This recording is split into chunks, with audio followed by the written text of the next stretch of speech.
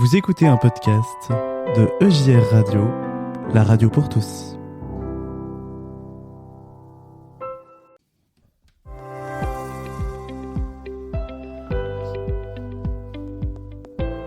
Prenons un temps de réflexion avec la pensée du week-end. Et ce week-end, notre thématique est l'écoute de la parole de Dieu.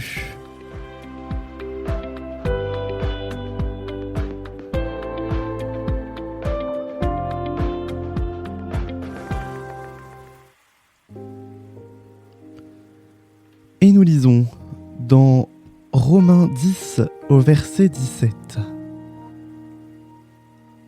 Ainsi la foi vient de ce que l'on entend, et ce que l'on entend vient de la parole du Christ. Entendre la voix de Dieu, dans le tumulte de nos vies qui vont à 100 à l'heure, est-ce que nous y arrivons ? Pour l'entendre, il faut d'abord l'écouter. Écouter la parole de Dieu. Ainsi, la prédication du dimanche matin, voire même le culte entier, prend toute sa place et son importance. Guidé par le pasteur, les réflexions de jeunes pour les cultes de famille, ou encore par les prédicateurs laïcs, la parole du Christ nous est donc transmise. Avouons-le, nous suivons plus ou moins bien et plus ou moins longtemps les prédications.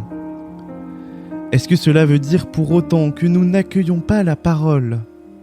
Est-ce que cela veut dire, en écoutant le verset, que nous manquons de foi ? Je ne le crois pas, et je pense même que c'est bien le contraire. Nous sommes tous plus ou moins touchés par ce qui est dit. Cela dépend de notre humeur, des émotions que l'on peut ressentir sur le moment, de notre fatigue, bref, de ce que nous sommes à l'instant T. Pour autant, je suis persuadé que même si nous n'écoutons pas toute une prédication, c'est car souvent, nous sommes interloqués par une phrase, un mot, qui nous amène à y réfléchir par nous-mêmes. C'est d'ailleurs là l'essence même du protestantisme. Chacun a accès à la parole de Dieu. Chacun peut la comprendre ou l'interpréter selon sa vision. Et ensemble, nous nous questionnons. Le pasteur est une sorte de professeur qui, de par ses études de théologie, nous permet de mieux appréhender des textes et de mieux entendre et écouter cette parole. Avec la prédication, nous renouons ainsi avec la tradition de la transmission orale des histoires et des faits. Mais il ne faut toutefois pas oublier que ce que l'on entend est écrit. La Bible tient alors une place centrale dans notre foi, et la parole du Christ est là, elle aussi. Il ne faut toutefois pas oublier que cette Bible a été écrite par des prophètes de Jésus, eux-mêmes hommes, et interprétant à leur manière ce qu'il se passait. Il ne faut pas oublier non plus que la Bible est traduite en de nombreuses versions. Bible second, Parole de vie, Bible du semeur, pour ne citer que quelques exemples, chacune ayant des différences. Une question se pose alors. Y a-t-il plusieurs foi ?